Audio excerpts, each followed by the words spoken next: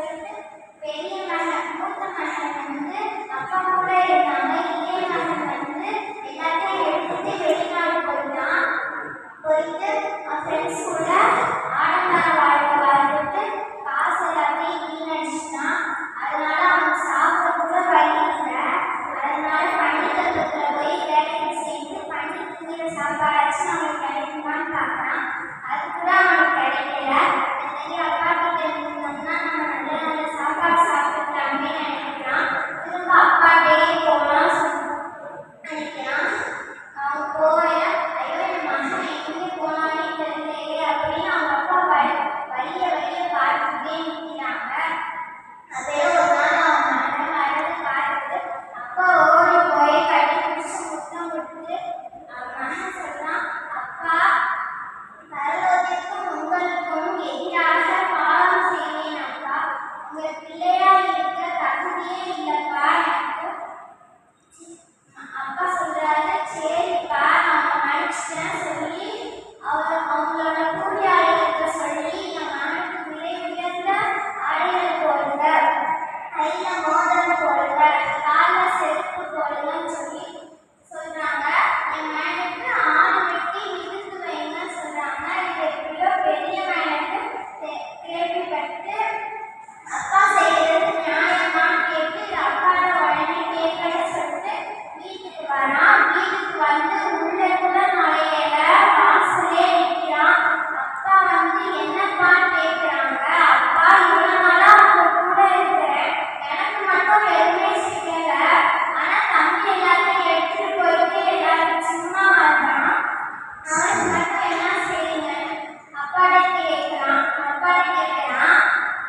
அப்பா வந்து போன தம்பி இறந்துட்டான், இப்ப மனசு நம்ம கூட சந்தோஷமா வாழ வந்திருக்கான். இதுல இருந்து நம்ம என்ன தெரிஞ்சுக்கிறோம்னா, தேவனின் அன்பு தந்தையின் அன்பை போல நாமும் திரும்பி வரும்போது தேவன் நம் மீது இறங்கி வருவார். அவருக்கு பண்பான பிள்ளைகள் இருவர், அவருக்கு பண்பான பிள்ளைகள் இருவர், அன்பான தந்தை ஒருவர், அவருக்கு பண்பான பிள்ளைகள் இருவர். ஏராள செல்வம் வீட்டிலே, தாராள விளைச்சல் காட்டிலே, ஏராள செல்வம் வீட்டிலே, தாராள விளைச்சல் காட்டிலே, அன்பான தந்தை ஒருவர், அவருக்கு பண்பான பிள்ளைகள் இருவர். தந்தையிடம் வந்தான் இரண்டாம் மகன், சிந்தைமாய் சொத்தை என்றான் அவன். கேட்டபடி சொத்தை வைத்து கொடுத்தான் தந்தை, கேட்டபடி சொத்தை வைத்து சென்றான் பிள்ளை. இப்படி வாழ வேண்டும் என்பதை மறந்தான், எப்படி வாழலாம் என்று நினைத்தான். அப்படியே உதாரியாய் செலவுகள் செய்தான், கைப்பிடி செல்வம் என்று எல்லாம் இழந்தான். பஞ்சு மேய்க்கும் வேலை செய்தான், உணவின்றி வாழிய நின்றான். பஞ்சு மேய்க்கும் வேலை செய்தான், உணவின்றி வாழிய நின்றான். அன்பான தந்தை ஒருவர், அவருக்கு பண்பான பிள்ளைகள் இருவர். அன்பான தந்தை ஒருவர், அவருக்கு பண்பான பிள்ளைகள் இருவர்.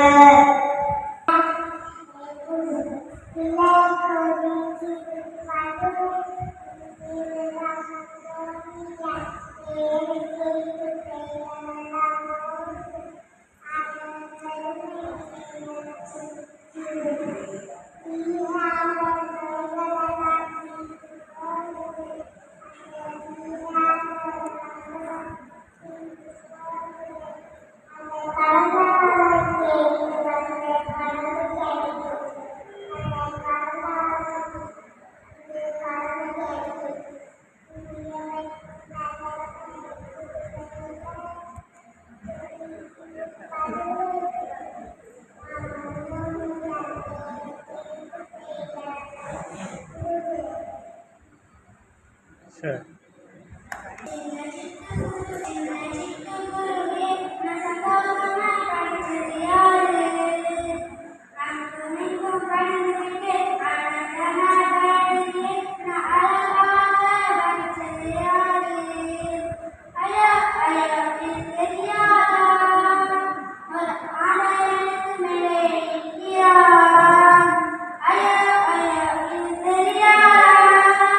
ஒரு ஆதாயம்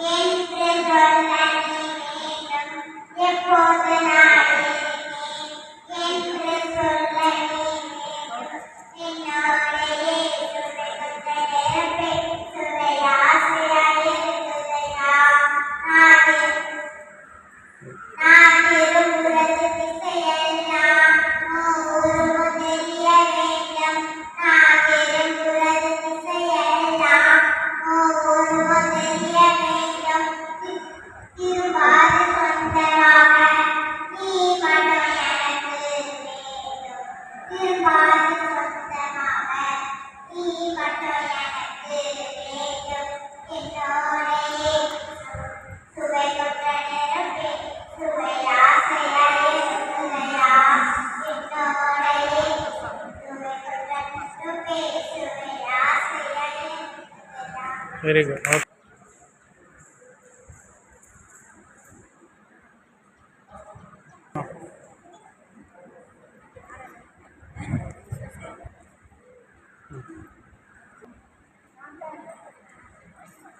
அதான் இயேசு.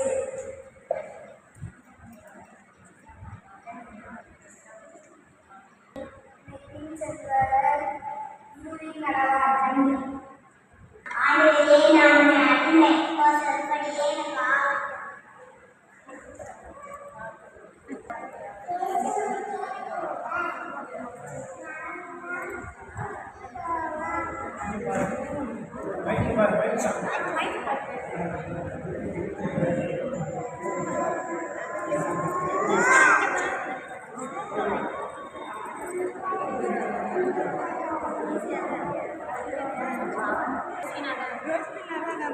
அந்த